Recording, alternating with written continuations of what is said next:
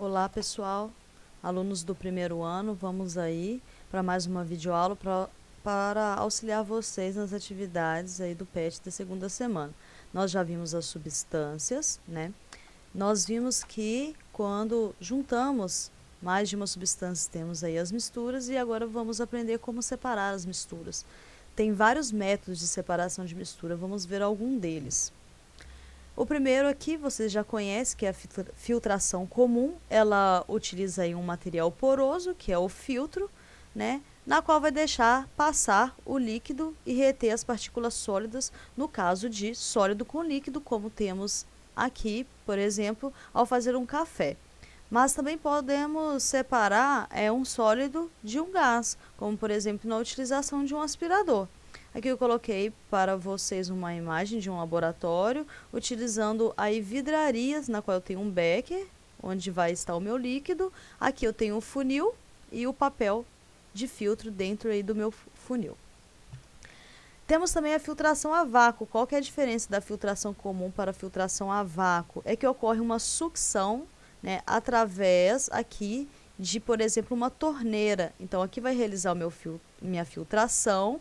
Quando eu ligo a torneira e deixo passar um líquido que está conectado aqui na minha filtração, vai ocorrer uma filtração mais rápida. Essa é a diferença, porque essa água aqui vai fazer uma sucção na minha filtração.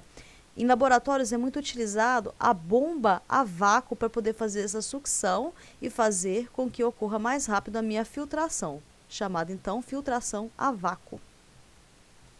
Próximo, decantação. A decantação ela pode ser de duas formas, líquido e sólido, como por exemplo uma água com barro. Se a gente misturar e deixar decantando, que a gente fala, né, esperar lá, em poucos momentos, a gente vai ver que o barro vai ficar no fundo, no caso sólido, né, e por cima o líquido. O sólido ele é mais denso, né, mais pesado, ele vai ficar lá no fundo e o líquido por cima. Aqui uma imagem mostrando o sólido aqui embaixo e o líquido em cima, dentro de uma vidraria que eu chamo de proveta. A decantação líquido também é possível fazer através de um funil de decantação. Eu tenho aqui vidrarias, esse é o funil de decantação, embaixo eu tenho um becker. Então aqui eu tenho uma torneirinha, onde eu vou abrindo a torneira até que esse líquido que está embaixo, que é o líquido mais denso, no caso a água, quando ele chegar bem próximo aqui, eu vou fechar a torneirinha e vou conseguir separar a água do meu óleo. O óleo, lembrando, ele fica em cima porque ele é menos denso. Ano passado, quando eu pedi para os alunos fazerem os experimentos, eles fizeram um funil de decantação. Olha aqui que interessante, utilizando uma garrafa PET. Colocaram um algodão bem na ponta aqui da garrafa. Eu tenho a água, eu tenho o óleo e foi passando a princípio aí somente a minha água.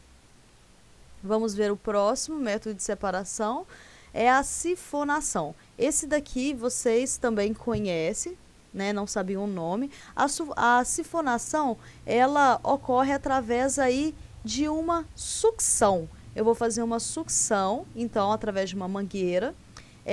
Aonde está a mistura, vai ter que estar em um local, né, uma posição mais elevada, e aonde vai ser retirado a substância numa posição, né, já abaixo aí de onde estará a mistura. Eu posso ter aí uma sifonação onde eu tenho uma mistura de líquido e sólido, ou também podendo ser dois líquidos que não se misturam, a gente fala immiscíveis. Eu faço essa sucção e vou retirando o líquido, ou o líquido que está aqui na parte superior, né?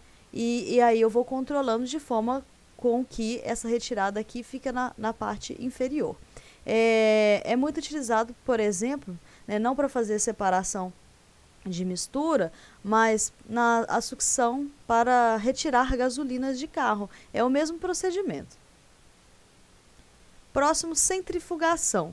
A centrifugação nada mais é do que você ficar em constante movimentação.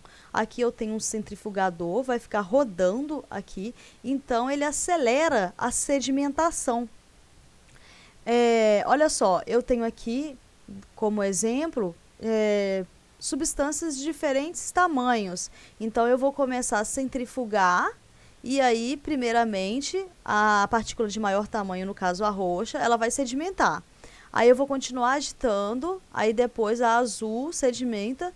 Se eu continuar agitando, por último a vermelha vai sedimentar. Então, centrifugação, né, ela acelera aí o processo de sedimentação. A levigação. A levigação é através aí de uma, vamos dizer assim, de uma corrente de água, né, onde a água ela vai carregar os materiais que sejam aí menos densos, mais levinhos, e os mais pesados vão ser depositados aí no fundo do meu recipiente. É muito utilizada, no caso aí pelos garimpeiros, né, para poder recolher ouro. A catação, muito comum, eu realizo aí entre dois sólidos de tamanhos bem parecidos, né? Então eu tenho que realizar manualmente mesmo, onde eu vou separando aí os dois sólidos. A peneiração ou tamização também é realizada entre dois sólidos, no entanto a diferença de tamanho entre eles é maior e por isso eu consigo utilizar, por exemplo, uma peneira, né, para que eu possa separar aí essas duas substâncias de tamanhos diferenciados. É muito utilizado aí pelos pedreiros, né? Agora, a flotação. A flotação, ela ocorre por diferença de densidade. O que eles fazem? Eles introduzem bolhas de ar, né, nessa mistura. Aí, os sólidos, eles vão se agregar a essas bolhas de ar, vão subir e formar espumas. E assim eles conseguem retirar esses sólidos que estão aí nas espumas, bem na superfície da minha mistura. É muito utilizado também no tratamento de água. A ventilação é facinho aí de entender também, né? Entre dois sólidos de diferente densidade, né? Porque um vai ser tão levinho que a gente vai conseguir arrastar ele aí por uma corrente de ar, né? No caso, o menos denso, o mais levinho, vai conseguir ser arrastado. A extração por solvente. Então, eu vou conseguir extrair algo através de um solvente. Eu coloquei aqui um exemplo para vocês, que é quando a gente faz chá, né? Eu consigo retirar todos os nutrientes que tem aqui dentro do meu chá através da água. Então, o meu solvente é a água que vai extrair dentro do meu chá aqui determinadas substâncias. A separação magnética.